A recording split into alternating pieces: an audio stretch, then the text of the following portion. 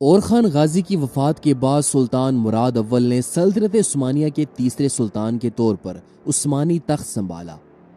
اس کے بعد انہوں نے اناطولیہ میں طاقتور ترین ترک قبیلے کرمانیہ سے جنگ لڑتے ہوئے ان سے اپنے چھینے ہوئے علاقے واپس لے لیے، جبکہ یورپ میں سلطان مراد اول کے بہترین کمانڈر لالا شاہین پاشا نے جنگ مارٹیز میں عیسائی فوج کو شکست دیتے ہوئے بلغاریہ اور سربیا کے بیشتر علاقوں کو عثمانی سلطنت میں شامل کر لیا تھا۔ یوں اب عثمانی سلطنت پہلے سے زیادہ مضبوط ہو چکی تھی۔ یورپ میں صلیبی لشکر کو شکست دینے کے بعد سلطان مراد نے بحر مارمرا کے کنارے پر موجود رومی سلطنت کا ایک چھوٹا سا شہر بیگا کا محاصرہ کر لیا۔ یہ شہر دراصل بحری لٹیروں قاتلان کی آماج گاہ تھی جو عثمانیوں کے لیے درد سر بنے ہوئے تھے۔ اس شہر کی فتح کے لیے سلطان مراد نے خشکی کے راستے محاصرہ شروع کیا اور کچھ ہی دنوں میں یہ محاصرہ ختم ہو گیا اور اہل شہر نے ہتھیار ڈال دیے۔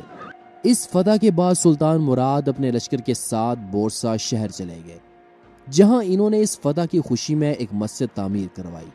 سلطان مراد اس وقت کی سیاست کو بڑی اچھی طرح سے سمجھتے تھے۔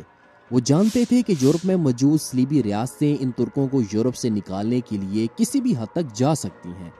عیسائیوں کو ابتدائی شکست دینے کے بعد بھی سلطان مراد کو خدشہ تھا کہ عیسائی ایک بار پھر ان کے خلاف متحد ہوں گے۔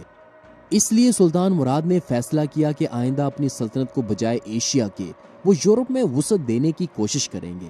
اسی غرض سے انہوں نے ادرنے کو سلطنت عثمانیہ کا نیا دارالحکومت قرار دیا اور اس کی یہ حیثیت قسطنطنیہ کی فتح تک قائم رہی۔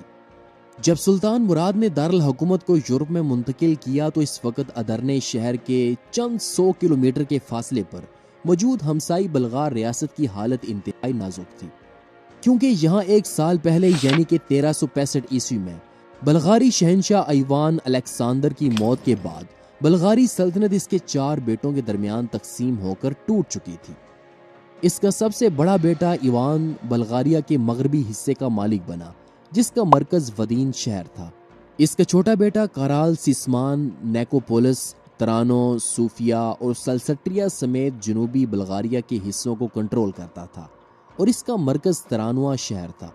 اس کا تیسرا بیٹا ڈیبروچ بلغاریہ کے مشرقی حصے کا مالک تھا، جس کا مرکز وارنا تھا، جبکہ اس کا چوتھا بیٹا باقی جنوبی بلغاری حصے کا مالک تھا۔ بلغاریہ کے بعد بلقان میں سب سے طاقتور ترین ریاست سربیا کی تھی، لیکن اسٹیفن ڈوشن کی موت کے بعد سربین سلطنت کے بھی ٹکڑے ٹکڑے ہو گئے۔ نیز 1364 عیسوی میں سربوں کو عثمانیوں کے ساتھ جنگ میں ذلت آمیز شکست کے بعد ان کی طاقت کافی حد تک کمزور ہو چکی تھی۔ یوں اب بلغاریہ کی طرح سربیا کا علاقہ بھی سلطان مراد کی عقابی نظروں میں تھا۔ سلطان مراد یورپ کے ان دونوں بڑے ملکوں کی کمزوری سے فائدہ اٹھا کر اپنی فتوحات کو یورپ میں مزید وسیع کرنا چاہتے تھے۔ اس کے لیے انہوں نے مشرقی رومی سلطنت کے ساتھ ایک امن معاہدہ کیا ہوا تھا، جس کی بنا پر سلطان مراد اب ان رومیوں کی جانب سے مطمئن تھے، کیونکہ اس معاہدے کے تحت نہ تو وہ کھل کر عثمانیوں کے خلاف جنگ لڑ سکتے تھے اور نہ ہی وہ کسی دوسری عیسائی سلطنت کا ساتھ دے سکتے تھے۔ لیکن رومی شہنشاہ نے بظاہر تو عثمانیوں کے خلاف کوئی مزاحمت نہ کی، لیکن وہ خفیہ طور پر دوسری عیسائی ریاستوں کو عثمانیوں کے خلاف انہیں اکسانے میں باز نہیں آ رہا تھا۔ رومی شہنشاہ عثمانیوں کے خلاف کسی صلیبی جنگ کے انتظار میں تھا تاکہ وہ عثمانیوں سے اپنے چھینے ہوئے علاقے واپس حاصل کر سکے، اور اس مقصد کے لیے اس نے یورپ میں پوپ کو کئی خطوط بھی لکھے اور دیگر عیسائی بادشاہوں سے اس نے مدد بھی مانگی، جس کے نتیجے میں پوپ کی حوصلہ افزائی سے ایک بحری بیڑا عثمانیوں کے خلاف قسطنطنیہ کی جانب روانہ ہوا اور عیسائیوں کی اس بحریہ نے گیلی پولی پر حملہ کر کے اس پر قبضہ کر لیا۔ یہ قبضہ اس لیے بھی ممکن ہوا کہ ترکوں کو سمندر میں لڑنے کا کوئی خاص تجربہ نہ تھا، اس لیے رومیوں نے ترکوں کی اس کمزوری سے فائدہ اٹھاتے ہوئے گیلی پولی پر قبضہ کر لیا اور یوں یہ شہر پھر رومیوں کے پاس واپس چلا گیا۔ اناطولیہ اور یورپ کو آپس میں ملانے کے لیے یہ علاقہ بے حد اہمیت کا حامل تھا، جس کے چھن جانے کے بعد ترکوں کو اناطولیہ میں آنے کے لیے کافی مشکلات کا سامنا کرنا پڑتا تھا۔ سلطان مراد نے جب گیلی پولی کے چھن جانے کی خبر سنی تو وہ اس خبر سے بے حد غصہ ہوئے، کیونکہ 1363 عیسوی میں رومیوں کے ساتھ ہونے والے ایک معاہدے کے تحت وہ عثمانی سلطنت پر نہ تو حملہ کر سکتے تھے اور نہ ہی عثمانیوں کے خلاف کسی دوسری ریاست سے اتحاد کر سکتے تھے، لیکن شہنشاہ نے اس معاہدے کو توڑتے ہوئے گیلی پولی پر قبضہ کر لیا تھا۔ سلطان مراد نے شہنشاہ قسطنطنیہ کو جلد از جلد گیلی پولی ترکوں کے حوالے کرنے کا مطالبہ کیا، لیکن شہنشاہ نے سلطان مراد کے خط کا کوئی خاطر خواہ جواب نہ دیا اور اس نے گیلی پولی پر قبضہ برقرار رکھا، جس پر مجبوراً سلطان مراد نے ذاتی طور پر فوج کو تیار کیا اور انہوں نے رومی دارالحکومت قسطنطنیہ کی جانب پیشقدمی شروع کر دی، اور انہوں نے قسطنطنیہ کے قریب رومیوں کے 2 اہم ترین قلعوں پر حملہ کر کے اسے فتح کر لیا۔ اس دوران جب سلطان مراد رومی علاقوں پر حملے کر رہے تھے تو ادھر بلغاریہ میں عثمانی کمانڈر تیمور تاش پاشا کی کمان میں عثمانی فوجیں بلغاریہ کے شہر جامبول کا محاصرہ کیے ہوئے تھے، اور چند دنوں کے محاصرے کے بعد بلغاریہ کا یہ شہر بھی فتح ہو کر عثمانی سلطنت میں شامل ہو گیا۔ سلطان مراد ان ابتدائی فتوحات کے بعد واپس اپنی فوج کے ساتھ ادرنے شہر چلے گئے۔ ادھر جنوبی بلغاریہ میں ایک اور عثمانی کمانڈر ایورینوس میں مقدونیہ کی فتوحات کے لیے نکلے ہوئے تھے، جبکہ شمال کی جانب لالا شاہین پاشا صوفیہ کے قریب اعتمان شہر کا محاصرہ کیے ہوئے تھے، اور انہوں نے بھی اس شہر کو فتح کر لیا۔ اس شہر کی فتح کے بعد لالا شاہین پاشا سماکوو نامی شہر کی فتح کے لیے روانہ ہوئے، جو لوہے کی اہم کانوں کی وجہ سے مشہور تھا۔ یہ شہر بھی لالا شاہین پاشا نے فتح کر کے اسے عثمانی سلطنت میں شامل کر لیا۔ یوں 1366 سے 1369 عیسوی کے درمیان عثمانیوں نے یورپ میں بیشتر مقبوضات کو فتح کر کے انہیں عثمانی سلطنت میں شامل کر لیا تھا۔ ادھر قسطنطنیہ میں شہنشاہ کو جلد اپنی محکومی کا احساس ہو گیا۔ اس نے 1369 عیسوی میں یورپ کا سفر کیا اور پوپ کی خدمت میں حاضر ہو کر اس نے یورپ کی عیسائی حکومتوں کو سلطنت عثمانیہ کے خلاف ابھارنے کی درخواست پیش کی، اور اس نے پوپ کی حمایت حاصل کرنے کے لیے طرح طرح کی ذلت گوارا کی، یونانی کلیسا کے ان تمام عقائد سے بیزارگی ظاہر کی جو کلیسائے روما سے مختلف تھے، اور مذہبی معاملات میں کلیسائے روما کی برتری بھی تسلیم کر لی۔ مگر ان تمام باتوں کے باوجود شہنشاہ اپنا مقصد حاصل نہ کر سکا، اور عیسائی حکومتیں ترکوں کے خلاف اعلان جنگ کرنے کے لیے آمادہ نہ ہو سکی۔ شہنشاہ ناکام و نامراد ہو کر قسطنطنیہ کو واپس نکل پڑا، اور واپسی میں جب وہ وینس سے گزر رہا تھا تو وہاں کے بعض ساہوکاروں نے جن سے روم کے سفر کے لیے اس نے روپیہ قرض لیا تھا، انہوں نے اسے گرفتار کر لیا، اور اس کے پاس اتنا پیسہ نہ تھا کہ قرض ادا کر کے اپنی جان چھڑا سکے۔ اس کا بیٹا اینڈرونیکس، جسے وہ قسطنطنیہ میں اپنا جانشین چھوڑ کر گیا تھا، وہ حکومت کی لذت سے آشنا ہو کر باپ کی رہائی کا خواہش مند نہ ہوا، اس لیے اس نے بھی قرضہ ادا کرنے کی کوشش نہ کی، جبکہ شہنشاہ کے چھوٹے بیٹے نے اپنی املاک فروخت کر کے قرض کی رقم فراہم کی اور شہنشاہ کو آزاد کرایا۔ قسطنطنیہ پہنچنے کے بعد شہنشاہ نے اینڈرونیکس کو حکومت کے تمام عہدوں سے معزول کر کے اس کی جگہ مینویل کو مقرر کر کے اسے اپنے تاج و تخت کا شریک قرار دیا۔ شہنشاہ کا یہ بیٹا اپنی اس حق تلفی پر سخت ناراض ہوا۔ اس نے سلطان مراد کے سب سے چھوٹے بیٹے شہزادے سادو جی کو اس بات پر آمادہ کیا کہ دونوں مل کر شہنشاہ اور مراد کو تخت سے اتار دیں گے اور ان کی جگہ خود فرما روا بن جائیں گے۔ سلطان مراد اس وقت ایشیائے کوچک میں تھے، اور سادو جی اس وقت یورپ میں ترک سپاہ کا افسر اعلیٰ تھا۔ اس نے سلطان مراد کی غیر موجودگی سے فائدہ اٹھا کر فوراً بغاوت کا اعلان کر دیا۔ ادھر اینڈرونیکس نے بھی 9 عمر بازنطینی امراء کی ایک جماعت اپنے ساتھ ملا کر شہنشاہ کے خلاف جنگ کی تیاری شروع کر دی تھی۔ ان شہزادوں کی متحدہ بغاوت نے خطرناک صورتحال اختیار کر لی تھی۔ سلطان مراد یہ خبر سنتے ہی یورپ پہنچے۔ شہنشاہ نے اینڈرونیکس کے جرم سے اپنی برات پیش کی اور اس فتنے کو ختم کرنے کے لیے پوری آمادگی کا اظہار کیا۔ اس نے سلطان مراد کی یہ تجویز بھی منظور کر لی کہ گرفتاری کے بعد دونوں شہزادے اپنی بینائی سے محروم کر دیے جائیں گے۔ سادو جی کی فوج نے اپنے سلطان کی زبان سے عام معافی کا اعلان سن کر انہوں نے باغی شہزادے کا ساتھ چھوڑ دیا۔ سادو جی اینڈرونیکس اور نوجوان بازنطینی امراء گرفتار کر کے سلطان مراد کے سامنے لائے گئے۔ سلطان مراد نے پہلے سادو جی کی آنکھوں میں گرم سیسا پگھلا کر اسے اندھا کر دیا اور پھر اسے قتل بھی کرا دیا۔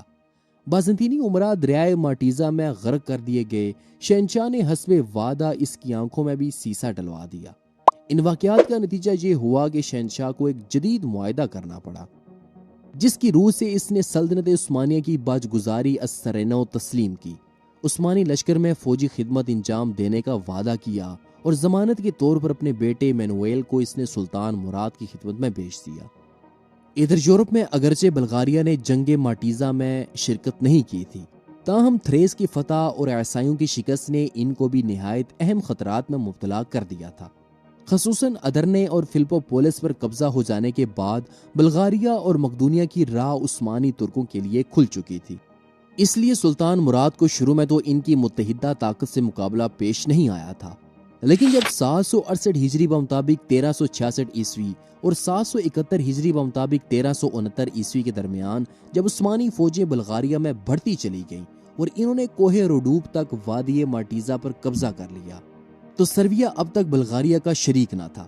لیکن سلطان مراد کی ان فتوحات کے بعد اس نے بلغاریہ سے مل کر ترکوں کو ختم کرنے کا فیصلہ کیا۔ چنانچہ 773 ہجری بمطابق 1371 عیسوی میں سربیا اور یونان کی متحدہ افواج عثمانی سلطنت کی جانب بڑھنے لگیں تاکہ وہ ان عثمانی ترکوں کو تھریس سے نکال کر اناطولیہ واپس بھیج سکیں۔ مغربی مورخین کے مطابق اس عیسائی فوج کی تعداد 60,000 کے لگ بھگ تھی۔ یہ متحدہ افواج بڑی آسانی کے ساتھ عثمانی علاقوں میں داخل ہو گئی اور اس نے بغیر کسی عثمانی دستے کے مزاحمت کے دریائے مارٹیزا کے ساتھ ساتھ کے علاقوں پر قبضہ کر لیا۔ ادھر ادرنے میں اس وقت عثمانی کمانڈر لالا شاہین پاشا موجود تھے۔ سلطان مراد اس بار بھی اناطولیہ میں گئے ہوئے تھے۔ انہوں نے عیسائی لشکر کی آمد کی خبر سنتے ہی فوری طور پر سلطان مراد کو اناطولیہ میں خبر بھیجی اور مدد کی درخواست کی۔ سلطان مراد یہ خبر سنتے ہی فوراً بورسا شہر سے روانہ ہوئے، لیکن گیلی پولی کا علاقہ رومی سلطنت کے پاس جانے کی وجہ سے سلطان مراد کا یورپ میں داخل ہونا تھوڑا مشکل تھا، جبکہ اس دوران عیسائی لشکر ادرنے کے پاس پہنچ چکا تھا۔ یوں لالا شاہین پاشا نے گزشتہ جنگ کی طرح بغیر کسی کمک کے انتظار میں اس نے عیسائیوں کا مقابلہ کرنے کا فیصلہ کیا۔ ادھر ادرنے شہر پہنچنے تک عیسائی لشکر میں شام ہو چکی تھی۔ عیسائی افواج نے ایک کھلے میدان میں پڑاؤ ڈالا تاکہ وہ رات گزار کر اگلے دن ادرنے شہر پر حملہ کر سکے، لیکن اس دوران حاجی البے عیسائی لشکر کا تعاقب کرتے ہوئے یہاں پہنچ چکے تھے۔ عیسائیوں کی اس اتحادی افواج نے اپنی گزشتہ شکست سے بھی کچھ نہ سیکھا تھا۔ انہوں نے قیام کی رات وہی غلطی دہرائی جو کہ انہوں نے تقریباً 7 سال پہلے کی جنگ کی رات کو دہرائی تھی۔ اس دوران لالا شاہین پاشا بھی اپنی فوج کے ساتھ یہاں پہنچ چکے تھے۔ اب اگر میدان جنگ میں دونوں لشکر آمنے سامنے لڑتے تو ترکوں کے لیے فتح حاصل کرنا مشکل تھا، کیونکہ عیسائی افواج تعداد میں عثمانیوں سے کہیں زیادہ تھی۔ اسی لیے عثمانیوں نے رات کے وقت عیسائی لشکر پر حملے کا منصوبہ بنایا۔ جب گہری رات چھا چکی تھی تو اس وقت لالا شاہین پاشا اور حاجی البے اپنے اپنے سپاہیوں کے ساتھ عیسائی لشکر کی جانب چل پڑے۔ حملے سے پہلے پہاڑوں سے ڈھولوں کی آواز نے رات کی تاریکی کو مزید خوفناک بنا دیا تھا، اور اس کے ساتھ ہی نعرے تکبیر کی بلند صدا کے ساتھ عثمانی ترک عیسائی لشکر پر ٹوٹ پڑے۔ عیسائی لشکر جس کا بیشتر حصہ تو سویا ہوا تھا، جبکہ کچھ حصہ شراب کے نشے میں مدہوش پڑا تھا، یوں اچانک تکبیر کی آوازوں سے حیران اور پریشان ہو گیا۔ عثمانیوں کا حملہ اس قدر اچانک اور شدید تھا کہ عیسائیوں کو سنبھلنے کا موقع ہی نہ ملا۔ عثمانی فوج کا اصل نشانہ شہنشاہ اور فوج کے اعلیٰ کمانڈروں کا خیمہ تھا۔ رات کے اندھیرے میں عیسائی سپاہی عثمانی تلوار کا نشانہ بنتے ہوئے گاجر مولی کی طرح میدان جنگ میں گر رہے تھے، اور یوں عثمانیوں نے یہ جنگ جیت لی۔ اس جنگ کی فتح کے بعد بہت سا مال غنیمت اور قیدی عثمانیوں کے ہاتھ لگے۔ یہ فتح عثمانیوں کے لیے بے حد سود مند ثابت ہوئی، کیونکہ اس فتح کے بعد کوہ بلقان تک بلغاریہ کا سارا علاقہ سلطنت عثمانیہ میں شامل کر لیا گیا تھا۔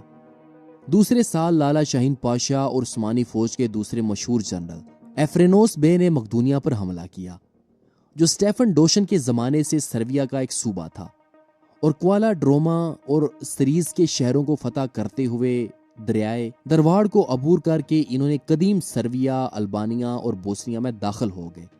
لازار شاہ سرویا نے شکست کے بعد سلطان مراد کی اطاعت قبول کر لی۔ بلغاریہ کے بادشاہ سسمان نے بھی اپنی لڑکی حرم سلطانی میں پیش کر کے صلح کی درخواست کی۔ چنانچہ بلغاریہ کا وہ حصہ جو کوہ بلقان کے شمال میں واقع تھا اور اس وقت تک سلطنت عثمانیہ میں شامل نہیں کیا گیا تھا، اس کی حکومت میں رہنے دیا گیا۔ اس کے بعد 783 ہجری بمطابق 1381 عیسوی تک سلطان مراد اپنے ایشیائی مقبوضات کی توسیع اور استحکام میں مصروف رہے، اور 783 ہجری میں انہوں نے پھر سربیا کا رخ کیا اور عثمانی فوج نے دریائے درواڑ کو عبور کر کے مناصر پر قبضہ کر لیا۔ 1385 عیسوی میں صوفیہ فتح ہوا۔ سیسمان کو اپنی ملکہ اور خاندان کے ساتھ گھٹنے ٹیک کر سلطان مراد سے رحم کی درخواست کرنی پڑی۔ سلطان مراد نے سالانہ خراج قبول کر کے اسے بلغاریہ کے تخت پر قابض رہنے کی اجازت دے دی۔ 787 ہجری بمطابق 1386 عیسوی میں 25 روز کے شدید ترین محاصرے اور سخت ترین جنگ کے بعد نیشپر جو سرویا کے قلب میں انتہائی مضبوط قلعہ تھا، اس پر سلطان مراد نے قبضہ کر لیا۔ سرویا نے اب 1000 پونڈ نکری سالانہ خراج اور عثمانی لشکر کے لیے 1000 سوار دینے کا وعدہ کر کے سلطان مراد اول سے صلح کر لی۔